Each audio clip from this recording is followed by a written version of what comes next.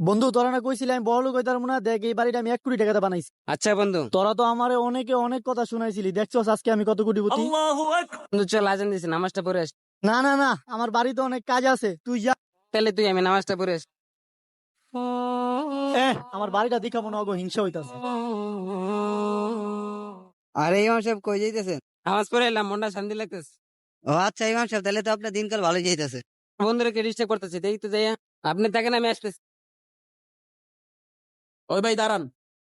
আরে ভাই, আপনি যে ব্যাংকের লোন নিয়ে বাড়িটা করছেন, 1 টাকাও তো শোধ করেন নাই। ভাই আমি আপনার লোন আস্তে আস্তে পরিশোধ করে দেবো, আপনি ভাই কোনো টেনশন করেন না।